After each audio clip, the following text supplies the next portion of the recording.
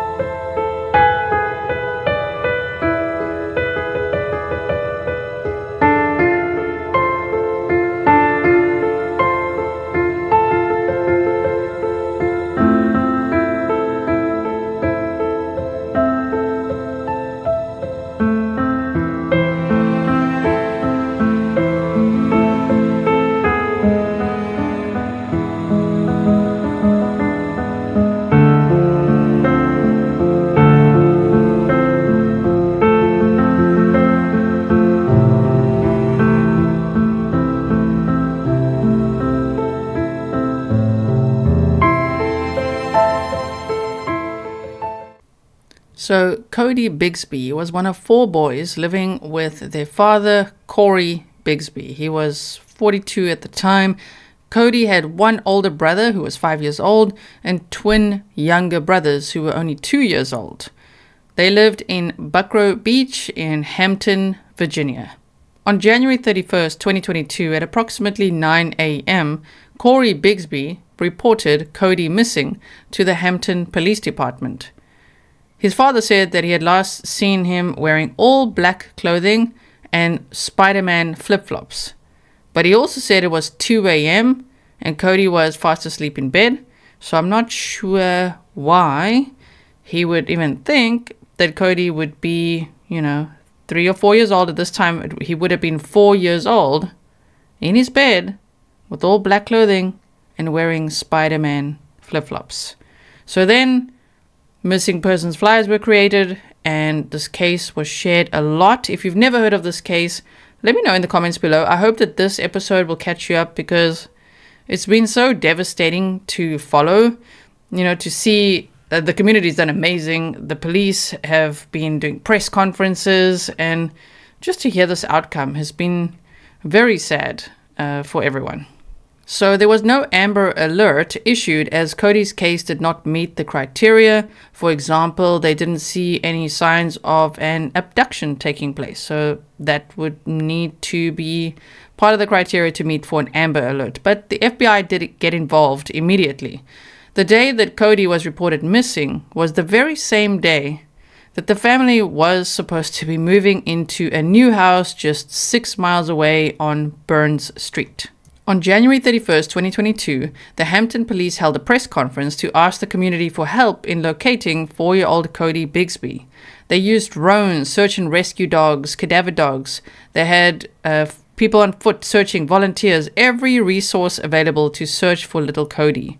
And they've still not been able to locate him. Police have asked for surveillance video from the area as well, and the FBI also got involved, as I said earlier, immediately to assist in the investigation. They combed through dumpsters, bodies of water, and scoured the neighborhood for clues. The Hampton Police Department Chief, Mark Talbot, said, "We are interested in any video that anybody might have of something that they believe could be related. We aren't convinced that it happened at exactly when we found out about it. So if anybody out there believes that they have video or information that could be related to Cody's disappearance, we want to see it as quickly as possible." We are interested in any video that anybody might have of something that they believe could be related. We aren't convinced that it happened at exactly when we found out about it. So if anybody out there believes that they have video or information that could be related to Cody's disappearance, we want to see it as quickly as possible. Moving on to the status of the investigation, I'm going to provide some clarification on the person of interest in this case. The person of interest in this case is Cody's father. His name is Cory Bigsby. He is a 43-year-old Hampton man. At the conclusion of this press conference, his photo is going to be available for you on our Twitter platform. Teams in hazmat suits searched dumpsters in the area, while Cori voluntarily went to the police station for questioning. So who is Cori? Cory Bigsby, a father of 8, is a retired U.S. Army veteran. He was an operations sergeant, and he was allegedly honorably discharged, although later we'll see he was also AWOL'd, so I'm not too sure about that, but apparently in 2017, and was receiving approximately $1,700 per month in retirement payments. People who were stationed with him described him as easygoing and quiet. Cody's mother was also an Army veteran, and she is stationed in Washington, D.C. There's very little information to find about her. All I could find was that her name is apparently Dina. In 2018, she filed an assault charge against Cori, saying that she tried to defend herself by grabbing a knife and that Cori then proceeded to bite and choke her. Dina refused to cooperate or appear in court, so the case was, insert legalese, it didn't go forward. The police said, "We believe they are the key to figuring out where he is or where he might be." So if we look at the timeline, Cori admitted that he left the kids all under the age of 6 home alone for hours on several occasions, which of course we know is very dangerous. I mean, whoa, a 5-year-old, a 4-year-old, and 2 2-year-olds home alone for hours is not okay. It's not safe. December 13th, 2021, he left the 3 youngest children at home to go and buy a vehicle in Norfolk, saying that the children were too much of a burden to take with him when he leaves the home. On January 25th, 2022, 6 days before he reported Cody missing, he also left the kids at home for a few hours. And these are all based on his own statements to the police. On January 31st, 2022, Cody was reported missing. The family took Cori in for questioning, which lasted several days and included polygraph tests. Bigsby's defense team argued that his constitutional rights were violated and he was mistreated when he was questioned by police right after he reported Cody missing. During the several hours of questioning, they say that the father wasn't asked to take a rest or sleep, and it was never made clear that he can leave at any point. Now on the right hand side there, you can screenshot that if you want, if you're in the area especially. If you know anything, please call the crime line that they've got the number there, 1-888-562-5887, or you can submit a tip online at p3tips.com or via P3Tips, the app as well. The police say that Cori was an adult being interrogated voluntarily and he did not ask for a lawyer. But video evidence proved that he, in fact, did ask for one twice, and those requests were denied. On February 3rd, 2022, Cori was arrested and charged with 7 counts of felony child neglect, the result of leaving the kids at home in those 2 instances. The other 3 boys were taken into the care of CPS. Police asked for information about anyone seeing Cody since December 25th, 2021, and wanted more information on Cori's habits or movements, and this is still valid today. So if you know anything and you haven't yet contacted the police, please do so. It could help find Cody. Sharice Howard with the We Are Cody's Voice search group said the case is losing focus. This is turning into a circus. Howard said, one of the key things that was the main concern is where's Cody? We're not concerned about how long he was being questioned or the time frame. The time frame is, where is this child? You're wasting time. Be a man, stand up, admit something happened, but don't keep dragging this out, she said. When Cory's attorney asked him where Cody was, he said he didn't know, and he turned all the information that he had over to the police.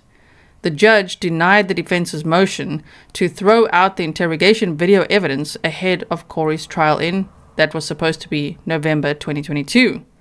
Cori was denied bond many times, almost 5 times, right? On February 8th, 2022, again, the judge said that he was concerned about a previous AWOL military conviction and about Cory's alleged violent assaults on the mother of the children. On February 14th, 2022, Police Chief Talbot admitted that yes, Cori was denied his request for an attorney during his 7-hour interrogation. Information shared before those requests were made are still valid in court. The entire bench of judges recused themselves on February 17th, 2022. Michael Gayton, Chief Judge for the Hampton Circuit Court, disqualified the judges of the 8th Judicial Circuit from hearing Cory Bigsby's case. So that was also, it's been a rocky road for this case. April 13th, 2022, Cory Bigsby's attorney, Jeff Ambrose, files a motion to withdraw from the case. The motion lists an ethical conflict has arisen that precludes further representation as the reasoning. On April 26th, 2022, Cory Bigsby got a new attorney, Amina Matheny Willard. Cory's attorney filed a cease and desist claiming the Hampton Police Chief and other officials engaged in a conspiracy to harass the Bigsby family, obstruct justice, and tamper with the jury in a criminal case. On June 13th, 2022, his bond was denied again, and they said the case is being sent to trial. On July 6th, 2022, Cori was indicted on 30 charges of child neglect, which were not related to Cody's disappearance at all. That alone is pretty shocking and could earn him 162 years in prison. Then, in August of 2022, Cori made statements in jail to a correctional officer at the Hampton County Jail, right? And number one, what that did was it got the police and the FBI searching an outdoor area in Maryland. They didn't find anything. They didn't find Cody. Number two, it also got a competency evaluation requested. Cody's body was not found in that area, but the statement led to these latest murder charges, which is very interesting.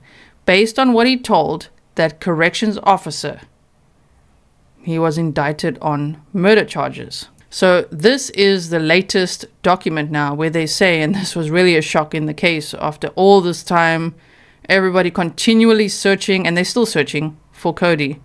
This is what it said on June 5th, 2023. The grand jury charges that on or about June 18th, 2021, in the said city, Cory Bigsby Sr.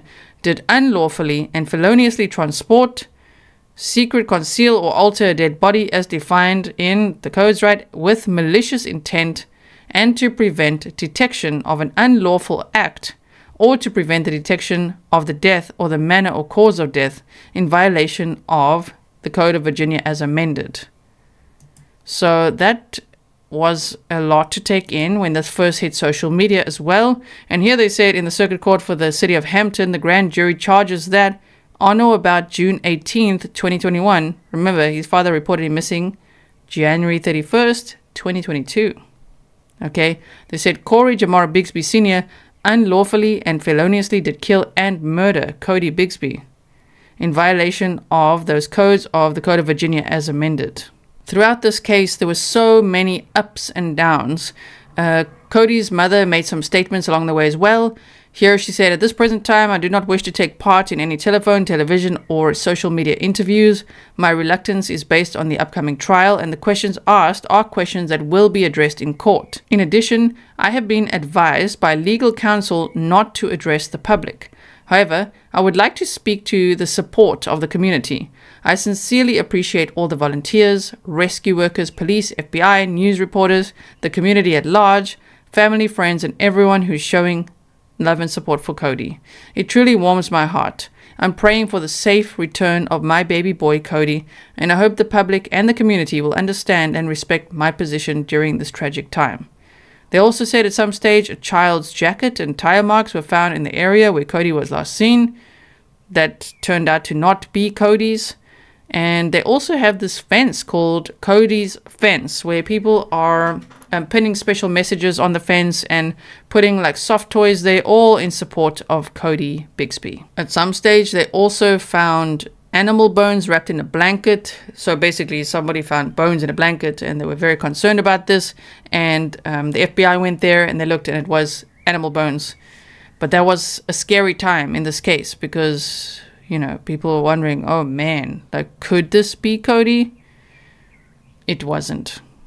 On June 5th, 2023, Cori was indicted on second-degree murder charges and also for concealing a dead body.